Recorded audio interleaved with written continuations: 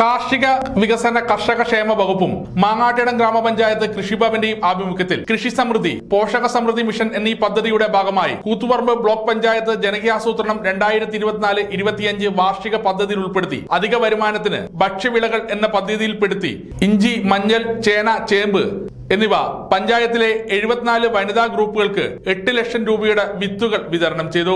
മാങ്ങാട്ടിടം ഗ്രാമപഞ്ചായത്ത് vice president K Shanthamma teacher ഉദ്ഘാടനം ചെയ്തു.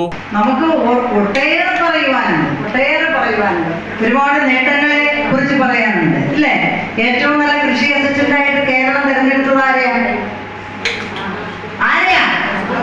സന്തോഷ് ആണോ? അല്ലേ?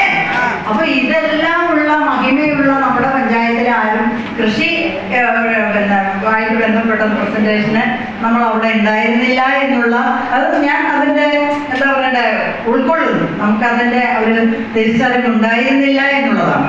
പ്രസന്റേഷൻ ഒരു അവസരം ഉണ്ട് എന്നുള്ളത് അറിഞ്ഞിരുന്നില്ല എന്നുള്ളതാണ് അതിന്റെ സത്യം. വികസനകാര്യ standing committee chairperson M Sheena അധ്യക്ഷത വഹിച്ചു. പഞ്ചായത്തിലെ 75 ഏക്കറിലാണ് കൃഷി ചെയ്യുന്നത്. കൂടാതെ ഉഴുന്ന്, പയറ് എന്നിവ 50 ഏക്കറിൽ കൃഷി ചെയ്യുന്നു. 25,000 നേന്ത്രവാഴകൾക്ക് ആനുകൂല്യം നൽകുന്നു.